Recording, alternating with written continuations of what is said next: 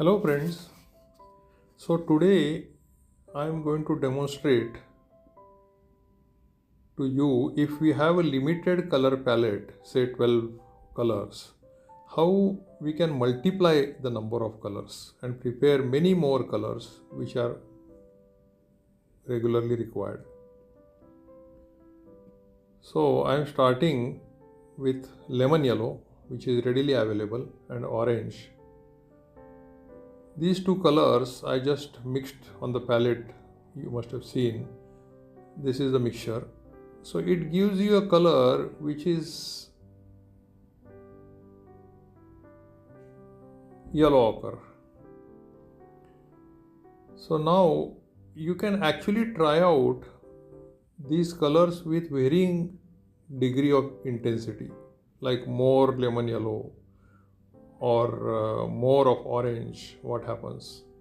You will get variety of colors.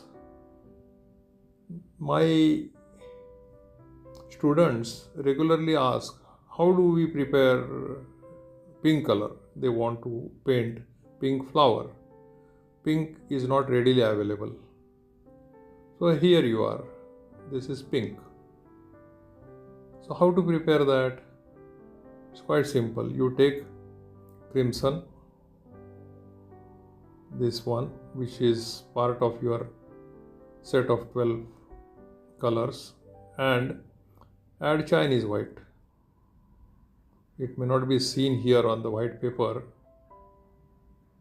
and you get beautiful pink, like opera pink, which is a Magello mission color. Similarly, if you want violety pink, then you can actually take this violet color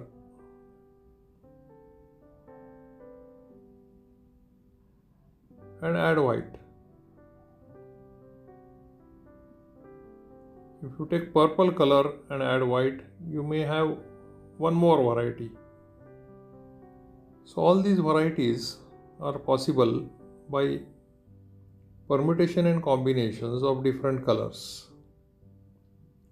A typical requirement is how to prepare grays or blacks or browns, different varieties of browns. So all these I have demonstrated here. In 12 combinations, giving you 12 different additional colors. So your palette of 12 actually becomes 24. This is cobalt blue combination with gamboge yellow, or you can take chrome yellow as well, whatever you have, and it gives you a green color which is closer to olive green, darker green. On the greens, variety of greens which we see in nature, I have actually created a separate video only on greens. So I will move away from green, and this is orange and cobalt blue.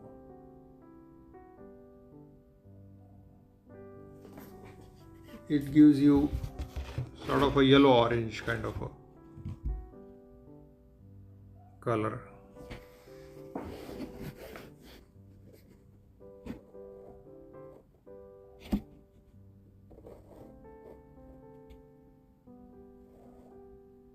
Now take care that whenever you are mixing two colors, or rather taking colors from the palette, before mixing put them separately. Wash the brush every time so that your colors don't get mixed up and they don't get polluted.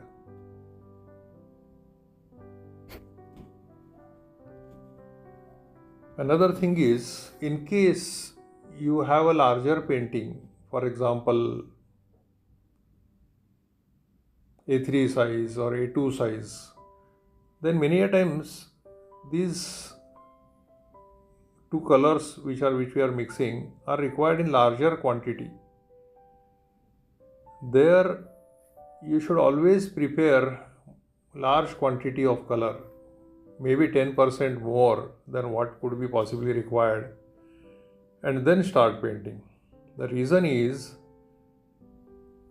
if you fall short and would like to prepare that color again, you may end up with a different shade, because it's the quantity of both these colors or three colors many a times. Right now I am mixing only two, but we can mix three colors to create further more variety of colors. So ensure that you are not short of the mixed color. If you are taking readily available colors, then there is no problem. However, if you are mixing the colors and using, then ensure. So this is extremely dark brown color we prepared, and now this is almost similar to raw umber. The two colors I mixed were crimson red and sap green.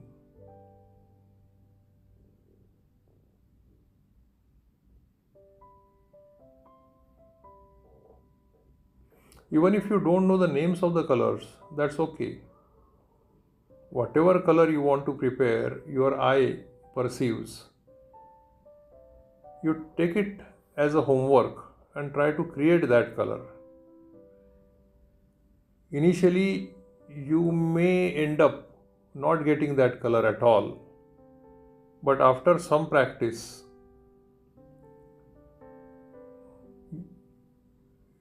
it is quite simple.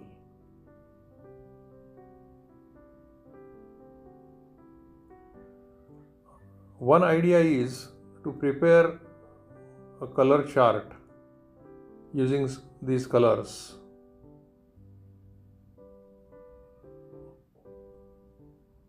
Maybe these yellows and blues and reds on one axis, x-axis, and same yellows and blues and reds on y-axis, and mix them so that you will get variety of colors. And further complication or advanced learning can be by using 4 colors. I will try to create at least 1 or 2 here by adding 4 colors. Especially my students again are very much fond of turquoise blue, because that is one blue color which is many a times required to paint waters, clear, crisp, clean seashore waters.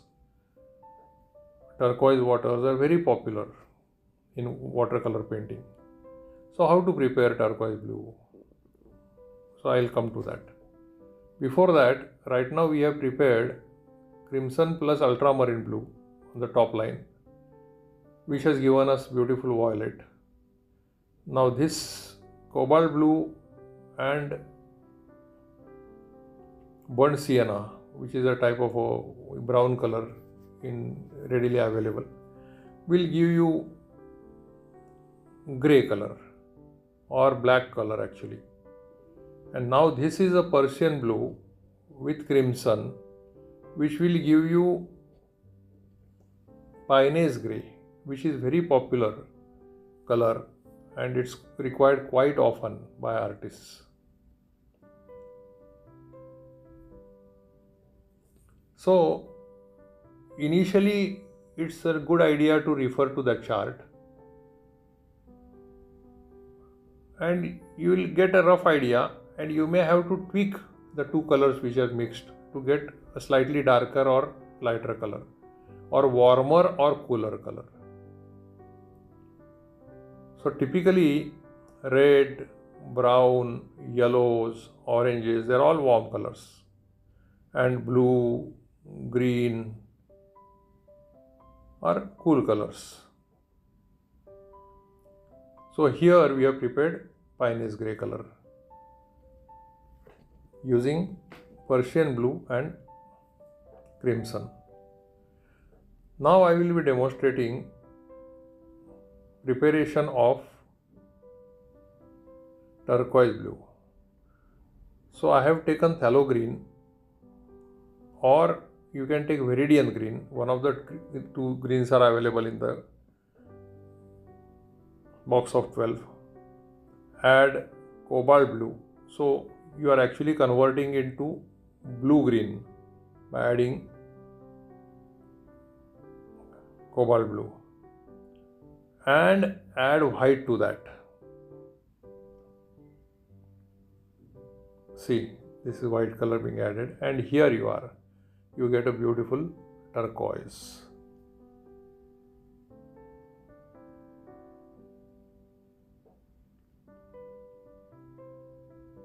So my requirement of creating this video is because of my students. At least 2 or 3 times during a video, the students will ask, you have this color, we don't have this color. Then I have to tell them that yes, you also can prepare this color even if you don't have. So don't get bogged down if your color palette is not large enough. And initially you need not invest in buying a large color palette. In fact, it's a good idea to have a limited color palette. What happens over a period of maybe a decade or 2 decades of painting which I have been doing, many people have gifted me colors, and sometimes I feel like buying different makes will give you different colors, and that's how the color palette keeps on increasing. But if I go out for doing a plain air painting, I always carry a limited color palette, maybe 6 colors or 8 colors.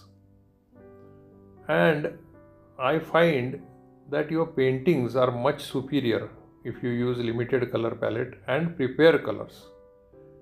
Then you end up using some non-standard greens, for example, and that adds to the beauty. Now here we have added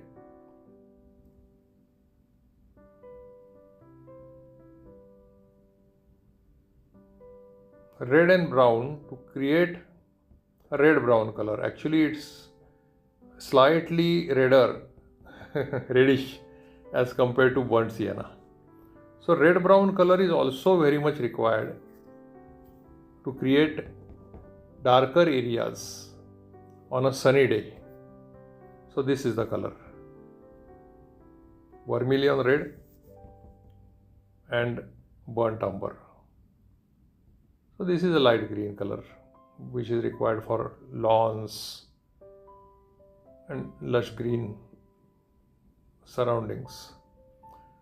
So please let me know in the comment section if you can prepare few more colors and how you could do that. And let me also know how you like this video. Thank you.